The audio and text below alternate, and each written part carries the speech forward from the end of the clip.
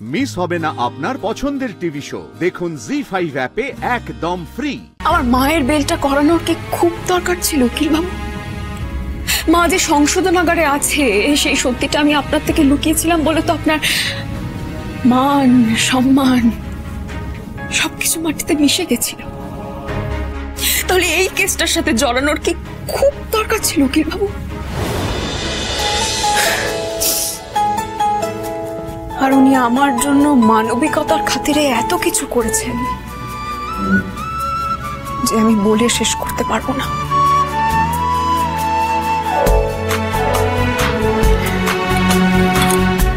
তাই আপনার ওপর আমার কৃতজ্ঞতা শেষ নেই মিস্টার মিত্র।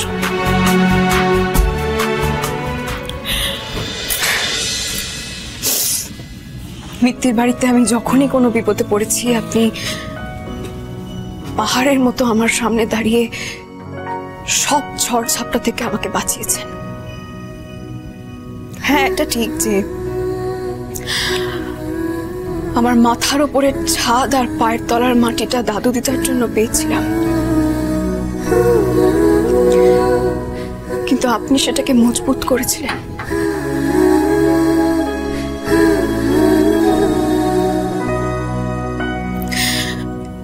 এই ঋণ আমি এ জীবনে শোধ করতে পারবো না। তাই বলছি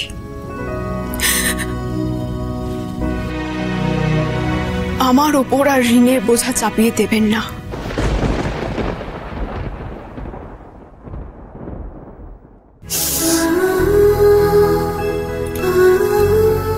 আমি আপনার থেকে অনেক অনেক কিছু শিখেছি জানেন। এই জোনাকি বিশ্বাস আপনাকে গুরু মানে, কিন্তু সেই গুরু দক্ষিণা দেওয়ার ক্ষমতা জোনাকি বিশ্বাসের নেই। সত্যি বলতে কি বলুন তো, আপনি আমার মায়ের জন্য যা করলেন সেই পারিশ্রমিকও দেওয়ার ক্ষমতা আমার নেই।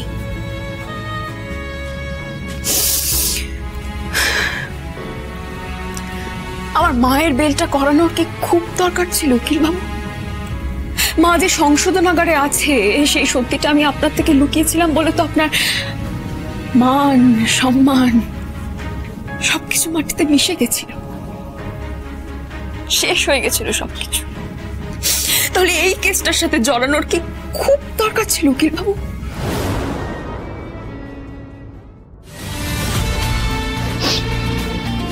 Thank you very much for the kind words. Secondly, আমি এখানে কোন যুক্তিতে এসেছি সেটা উকিল হিসাবে আমার ভাবনার মধ্যেই থাক, আমার মনের মধ্যেই থাক। এটা নিয়ে আমি কাউকে কোনো কৈফিয়ত দিতে বাধ্য নই জোনাকি বিশ্বাস। তুমি বরং এক কাজ করো, তুমি তোমার ফিউচারের উপর একটু কনসেন্ট্রেট করো, নিজের ক্যারিয়ারটা তৈরি করো, যাতে ইন ফিউচার তুমি তোমার মায়ের কেসটা নিজেই লড়তে পারো।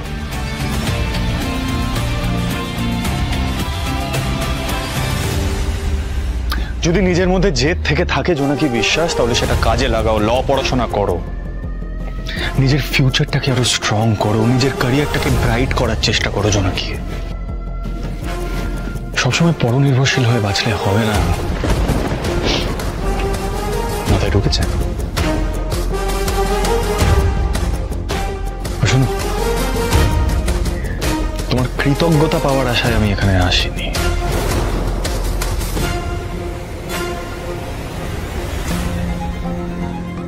Thank you. এক মিনিট।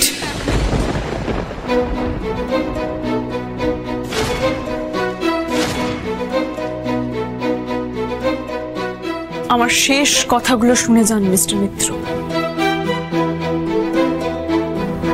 আমি লয়ের পড়াশোনাটা শেষ করবই আর নিজের পায়েও দাঁড়াবো।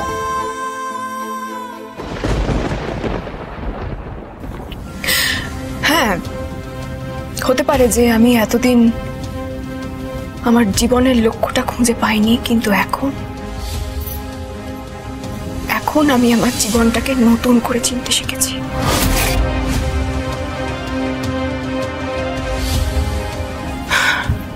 আসলে কি বলুন তো, জীবনে চলার পথে এক একটা বাঁকে এক এক রকমের অভিজ্ঞতা হয়তো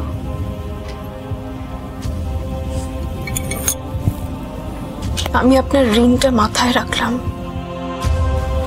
আমার মায়ের বেল করানোর জন্য যে ঋণ, সেটা আমি ঠিক শোধ করে দেব।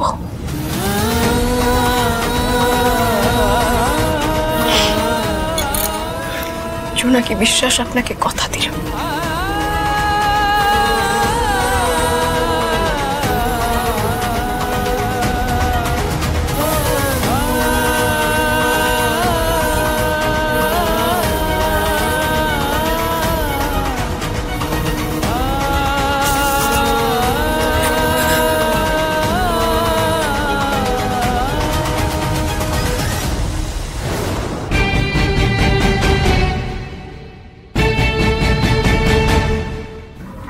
আমি লয়ের পড়াশোনাটা শেষ করবই, আর নিজের পায়েও দাঁড়াবো। জোনাকি বিশ্বাস আপনাকে কথা দিলাম। এই জেদটা যেন তোমার মধ্যে আগুন হয়ে জ্বলে জোনাকি, আর সে আগুনের জ্বালায় তুমি পুড়ে খাঁটি সোনা হয়ে ওঠো। তোমাকে যাতে আর কেউ কখনো যা খুশি তাই না বলতে পারে, কারোর অপমান যেন তোমার চোখে জল না আনতে পারে জোনাকি, সেইভাবে নিজেকে তৈরি করো। তোমার প্রেজেন্স, তোমার শিক্ষা, তোমার পরিচয়, এই সবটা নিয়ে মাথা উঁচু করে বাঁচবে, যাতে কেউ তোমাকে কখনো আর ছোট না করতে পারে। ধ্রুবমিত্তিরাজ, তুমি আমাকে খারাপ ভাবো, তাও আমি সেটা সহ্য করে নেব, কিন্তু তোমায় জানতে দেব না যে আমি কখনো তোমায় ভুল বুঝিনি, তোমার পাশ থেকে কখনো সরে যাইনি জোনাকি। এটাই ভালো হলো। কি বলিস? হ্যাঁ, এবার তোরা তোর মায়ের জন্য একটা আস্তানা দেখতে হবে। ভালোই হলো। হ্যাঁ, ভগবান যা করেন মঙ্গলের জন্য, কিন্তু এবার তুই তোর মায়ের সঙ্গে থাকতে পারবি, মাকে নিয়ে চিন্তাটা আর হবে না। কি বলিস? হ্যাঁ হ্যাঁ, ঠিকই বলেছো জেলার কাকা। আমারও তো বসে থাকার সময় নেই, আর মায়ের বিপদটা যেমন সামলাতে হবে, তেমন পড়াশোনার খরচটা আমাকে জোগাড় করতে হবে। কলেজের ফিজটা জোগাড় করার জন্য আমাকে প্রতিদিন আবার লাইব্রেরিতে যেতে হবে। হ্যাঁ, বটেই তো। হ্যাঁ, অবশ্যই যাবি, লাইব্রেরিতে যাবি। আর শোন, তোর মাকে নিয়ে একদম চিন্তা করিস না, ওর জন্য আমি আছি। আমি এক্সট্রা সিকিউরিটির ব্যবস্থা করে দিচ্ছি, কেমন? হ্যাঁ হ্যাঁ। এই শোন, এক মিনিট, তুই রাস্তায় যাওয়ার সময় কিছু খেয়ে নে।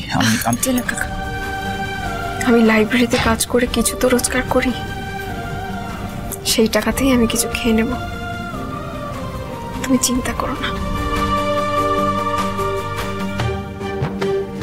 বেশ, তবে না খেয়ে দিয়ে যদি অসুখ বাঁধিয়েছো, তখন কিন্তু বকা খাবে। শোন, তোকে এখনো অনেকটা রাস্তা যেতে হবে রে জোনাকি। তোকে শক্ত হতে হবে, সুস্থ থাকতে হবে। জীবনের লড়াইটা ভীষণ কঠিন। জি5 ডাউনলোড করুন আর সব এপিসোড দেখুন একদম ফ্রি।